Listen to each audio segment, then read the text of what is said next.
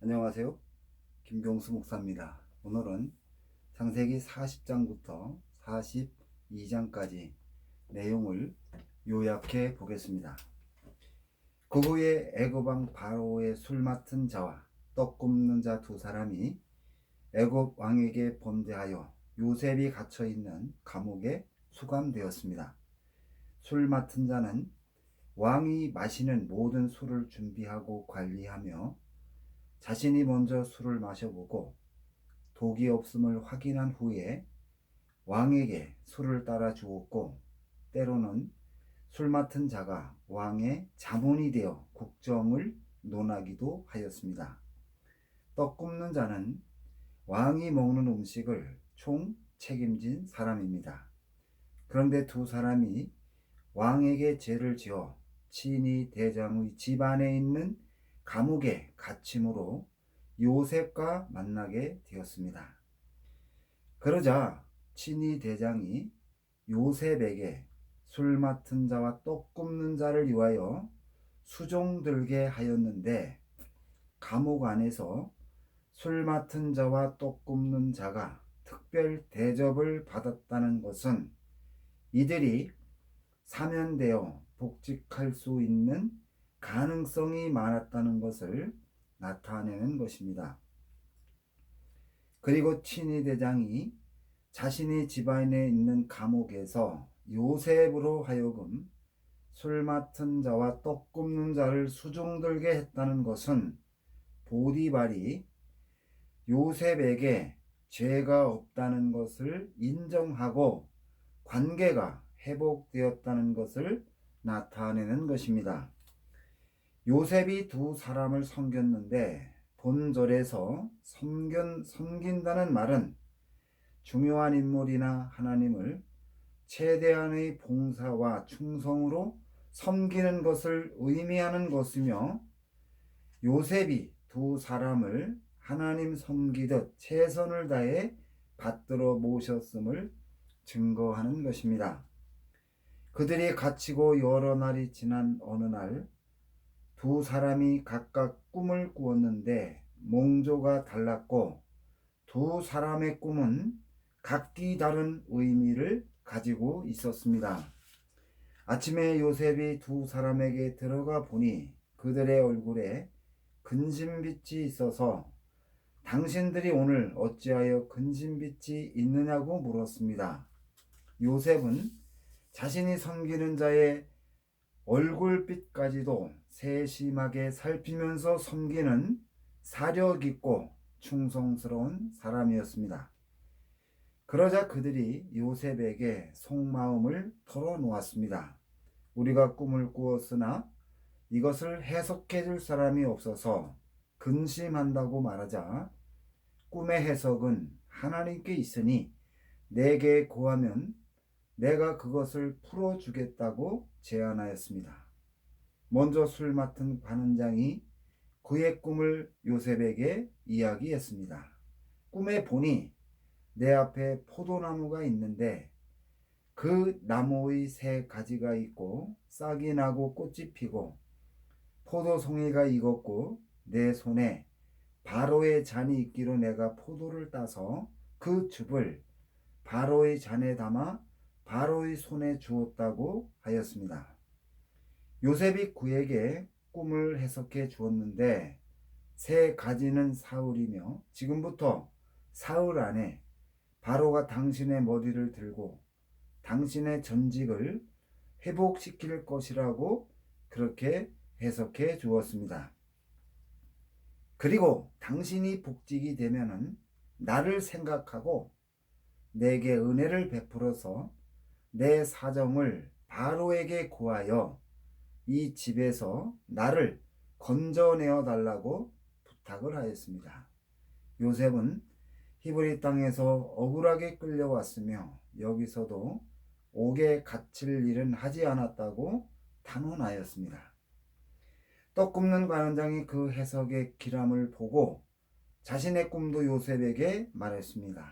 꿈에 보니 흰 떡 세 광주리가 내 머리에 있고 그 윗 광주리에 바로를 위하여 만든 각종 구운 식물이 있는데 새들이 내 머리에 강주리에서 그거를 먹더라고 말하자 요셉이 꿈을 해석했는데 새 광주리는 지금부터 사흘이며 지금부터 사흘 안에 바로가 당신의 머리를 끊고 당신을 나무에 달리니 새들이 당신의 고기를 뜯어 먹을 것이라고 해석해 주었습니다. 제3일은 바로의 탄일이었습니다. 바로가 모든 신하를 위하여 잔치할 때에 술 맡은 관원장과 떡 굽는 관원장의 머리를 그 신하 중에 들게 하였습니다. 그런데 술 맡은 관원장은 전직을 회복하여 왕에게 다시 술을 따라주게 되었지만 떡 굽는 관원장은 형장의 이슬로 사라져 요셉의 해석과 같이 되었다고 하였습니다. 그렇지만 술 맡은 관원장이 요셉을 기억하지 않고 잊어버렸다고 언급하였습니다. 그리고 만 2년 후에 바로가 꿈을 꾸었습니다. 꿈의 내용은 바로가 하숫가에 서서 보니 아름답고 살찐 7 암소가 하수에서 올라와 그 소와 함께 하숫가에 섰더니 그 흉악하고 파리한 소가 그 아름답고 살찐 7 소를 먹었다는 것입니다. 다시 잠들어 꿈을 꾸는데 한 줄기에 무성하고 충실한 7 이삭이 나오고 그 후에 세약하고 동풍에 마른 7 이삭이 나오더니 그 세약한 7 이삭이 무성하고 충실한 7 이삭을 삼킨다는 것이었습니다. 아침에 일찍 일어난 바로의 마음이 번민하였습니다. 바로가 사람들을 보내어서 애굽의 술객들과 박사들을 모두 불러서 그들에게 꿈을 이야기했지만 해석해 주는 사람이 없었습니다. 술 맡은 관원장이 이 상황을 보고 자신이 감옥에서 술 맡은 관원장과 떡 굽는 관원장의 꿈을 꾸고 의미를 몰라서 고민할 때 자신을 시중 들던 요셉이라는 사람이 해석해 주었는데 그가 말한 대로 한 사람은 처형이 되었고 자신은 복직하게 되었다고 말하면서 왕의 꿈을 해석해 줄 적임자로 요셉을 추천하였습니다. 그러자 바로가 즉시 요셉을 불렀고 감옥에서 요셉을 바로에게 보낼 때 수염을 깎고 새 옷으로 갈아입혔습니다. 창세기 41장 18절부터 24절까지에서 바로가 요셉에게 꿈 이야기를 해주자 요셉이 바로의 꿈을 해석해 주었습니다. 바로가 꾼 꿈은 2가지가 아니고 하나이며 하나님이 그 하실 일을 바로에게 미리 보여주신 것이라고 말했습니다. 7 좋은 암소와 7 이삭은 같은 의미로 7 해를 의미하며 파리하고 흉악한 7 소와 동풍에 말라 속이 빈 7 이삭도 같은 의미로 7 해를 의미하는데 7 좋은 암소는 앞으로 애굽 땅에 7해 동안 큰 풍년이 든다는 것을 의미하며 파리하고 흉악한 소는 7해 풍년이 지난 후에 다시 7해 동안 흉년이 드는 것을 의미하는데 흉년이 너무 심해서 풍년을 다 잊어버리고 그 기근으로 망하게 될 것이라고 해석해 주면서 흉년을 극복할 수 있는 해결책도 가르쳐 주었습니다. 바로께서 꿈을 2번 겹쳐서 꾼 것은 하나님이 이 일을 정하셔서 속히 행할 것을 나타내기 때문에 서둘러서 대책을 세워야 한다고 조언해 주면서 명철하고 지혜 있는 사람을 택하여 애굽 땅을 치리하게 하고 왕은 이 나라에 여러 관리를 두어 7해 풍년이 든 기간 동안 애굽에서 생산된 곡식의 5분의 1을 거두어서 각 성에 적치하여 흉년이 들었을 때 그 곡식으로 백성들을 구하면 7배 흉년으로 나라가 망하지 않게 될 것이라고 하자 바로와 그 신하들이 요셉의 의견을 좋게 여겼다고 하였습니다. 바로가 신하들에게 말하기를 이와 같이 하나님의 신에 감동한 사람을 우리가 어찌 얻을 수 있으리 하고 요셉을 애굽의 총리로 발탁하였습니다. 요셉이 하나님의 신에 감동하여 하나님의 모든 것을 보았고 요셉과 같이 명철하고 지혜 있는 사람이 없기 때문에 바로가 요셉을 애굽의 총리로 발탁하였던 것입니다. 그리고 바로가 즉시 자기의 인장 반지를 빼어 요셉에게 주고 바로의 집을 치리하게 하였고 총리가 된 요셉에게 세마포 옷을 입혀 주었고 금 사슬을 목에 걸어주고 바로에게 있는 버금수레에 요셉을 태웠는데 이것을 본 무리가 요셉 앞에서 엎드렸습니다.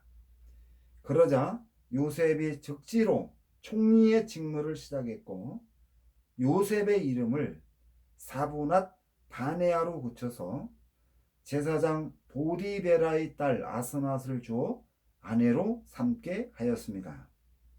사브낫 바네아란 이름은 하나님의 신에 사로잡혀 있는 자란 뜻입니다.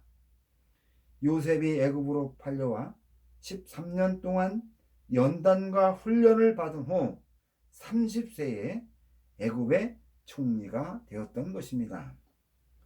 요셉의 말대로 애굽에 7년 동안 풍년이 들었고 풍년으로 남은 곡식을 거두어 각 성에 비축하였으며 저장한 곡식이 바다의 모래처럼 많았다고 하였습니다.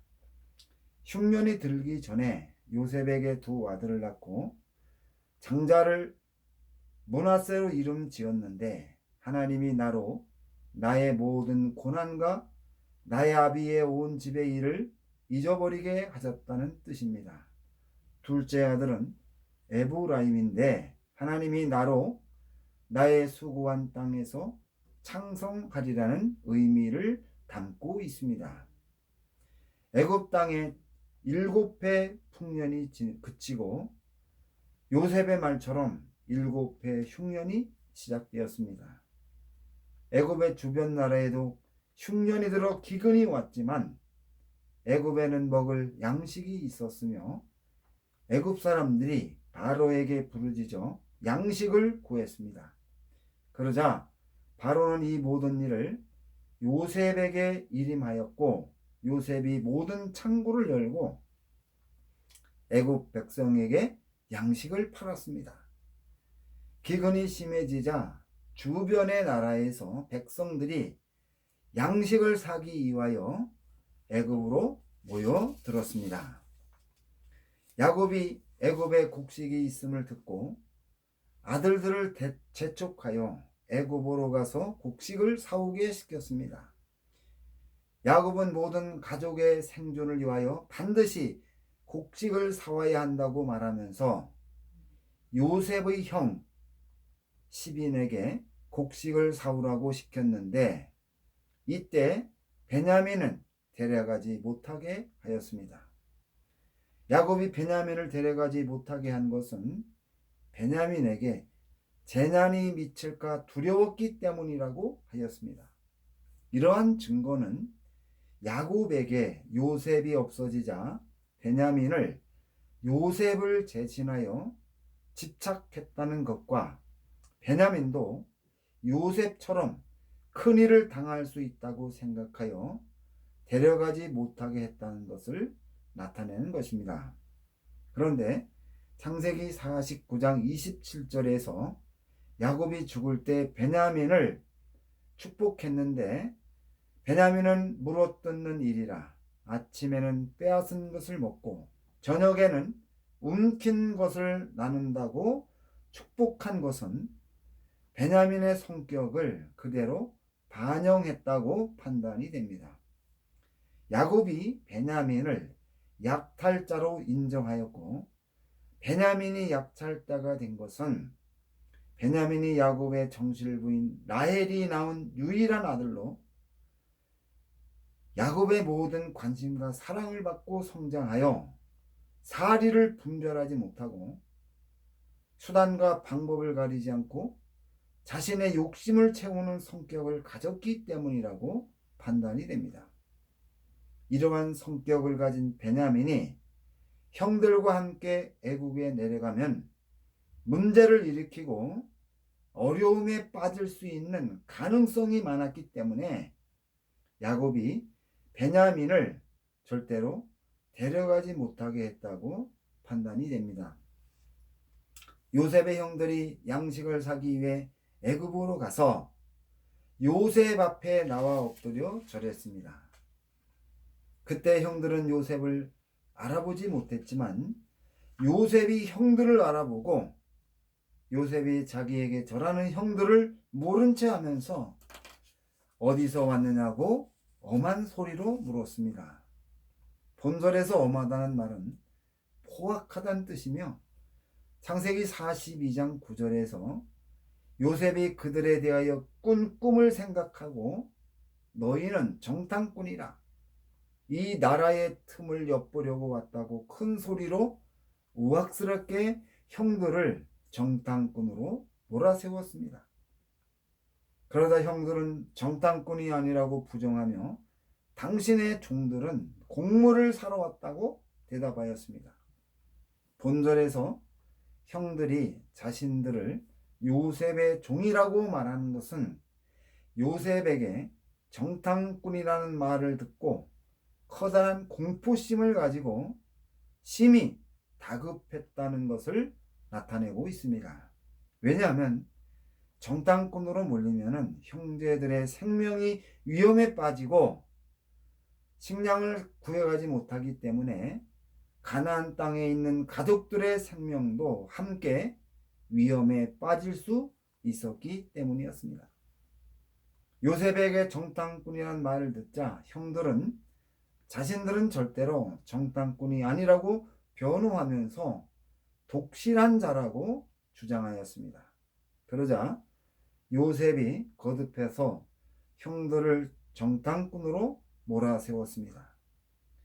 다급해진 형들이 정탐꾼의 누명을 벗기 위하여 가족 사항을 이야기하였습니다. 우리는 12형제로서 가나안 땅에 사는 한 사람의 아들이며 막내는 아버지와 함께 있고 또 하나는 없어졌다고 하였습니다. 요셉이 형들을 정탐꾼으로 몰아세우는 것은 형들을 신문하면서 베냐민에 대한 소식을 드리려 했다고 판단이 됩니다. 요셉이 형들을 정탐꾼으로 몰아세우기를 멈추지 않았으며 형들에게 정탐꾼이 아니라는 것을 증명할 수 있는 기회를 주었는데 그것은 막내 동생을 이 자리에 데려오면 정탐꾼이 아닌 것이 증명이 되어서 내가 믿을 것이고 그렇지 않으면 여기서 나가지 못한다고 큰 소리로 말했습니다. 그리고 요셉이 형들에게 너희 중 하나를 보내어 베냐민을 데려오게 하고 너희는 갇혀 있으라. 내가 너희 말을 시험하여 너희 중에 진실이 있는지 보리라 말하고 형들을 3일 동안 가두었다고 하였습니다. 요셉이 형들에게 자신은 하나님을 경외한다고 말하여 안심시키고 가족들의 생명을 구하는 방법을 제시하였습니다. 너희 중 한 사람이 옥에 갇혀 있고 나머지는 곡식을 가지고 가서 가족들의 주림을 구하고 애굽에 다시 올 때 막내 동생을 데려오게 하였습니다. 요셉이 말한 대로 하면 너희 말이 진실함이 되고 너희가 죽지 않게 될 것이라고 하자 형들은 요셉이 제안한 대로 할 수밖에 없었습니다. 형들이 억울하게 정탐꾼으로 몰려 큰 어려움을 당하고 있는 것이 자신들이 요셉을 팔았기 때문이라고 하면서 괴로워하였습니다. 요셉과 형들이 말할 때 서로 통변을 세웠기 때문에 형들은 통역관을 통해서 소통했지만 요셉은 형들의 말을 알아들었습니다. 요셉이 형들을 떠나서 울고 난 후에 다시 돌아와 형들과 말하다가 시몬을 취하여 결박하여 수감시킴으로 시몬이 인질이 되었습니다. 요셉이 특별히 시몬을 수감시킨 것은 레위와 함께 그의 성격이 과격했기 때문에 그가 요셉을 죽이자고 가장 강력하게 주장했기 때문이라고 판단이 됩니다. 요셉이 형들에게 곡식을 주었고 곡식을 사러 올 때 가져왔던 돈도 함께 자루에 넣어 주었습니다. 형들이 집으로 가다가 객점에서 나귀에게 먹이를 주려고 자루를 풀 때에 자루 안에 곡식값으로 지불했던 돈이 그대로 있는 것을 보고 혼이 나서 떨었으며 하나님이 어찌하여 우리에게 이렇게 행하였냐고 말하면서 한탄하였습니다.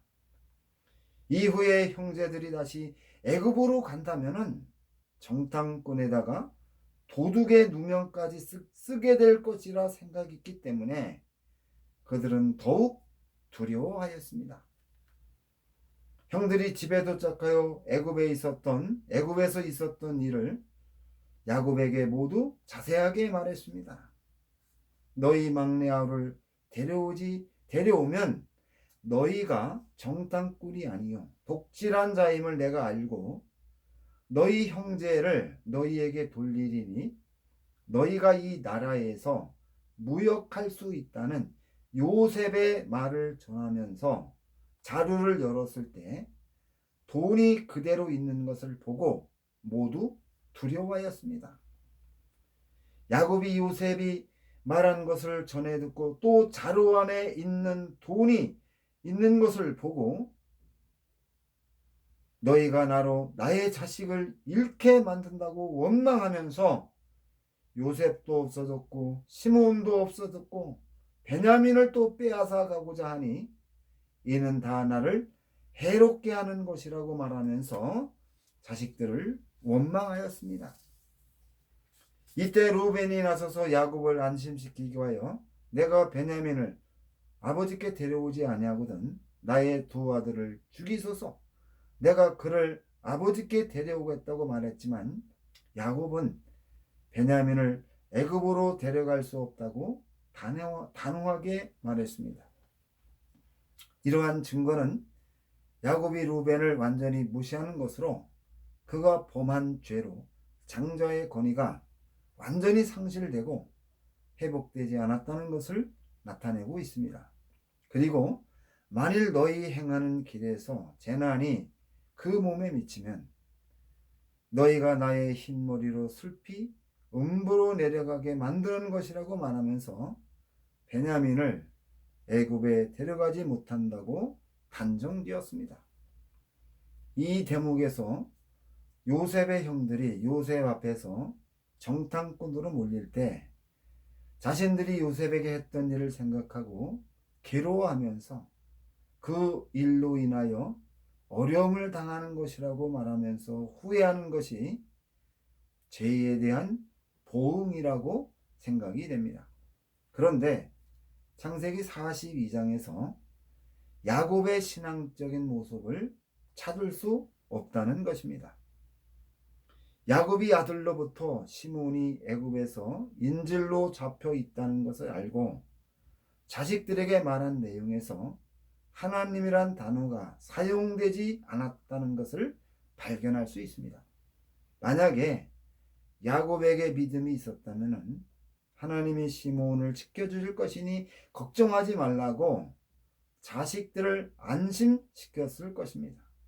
그러나 야곱은 아들들의 마음을 더욱 불안하게 만들었고 자식들이 재차 애굽으로 곡식을 사러 간 일을 할 수 없도록 못을 박았습니다. 이와 같이 야곱의 믿음이 더욱 위축된 것은 야곱이 라헬과 요셉을 잃어버리고 베냐민에게 집착해온 야곱이 만약에 베냐민이 애굽으로 간다면 그 큰 어려움을 당할 수 있다고 판단하여 어떤 수단을 사용해서든지 애굽으로 가는 것을 막아 지키려 했다고 그렇게 판단이 됩니다.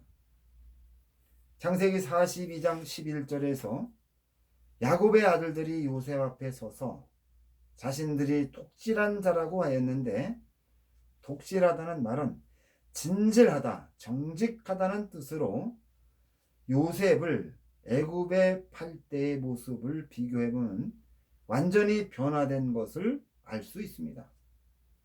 그리고 요셉도 형들의 과실을 아버지에게 일러 바치고 아버지의 일방적인 사랑을 등에 업고 형들을 무시하고 거만했는데, 요셉이 보디발의 집으로 팔려간 이후에 하나님과 함께하는 사람이 되었고, 요셉이 감옥에 갇혔을 때도 하나님이 요셉과 함께 하심으로 모든 일이 형통하였다고 증거하였습니다.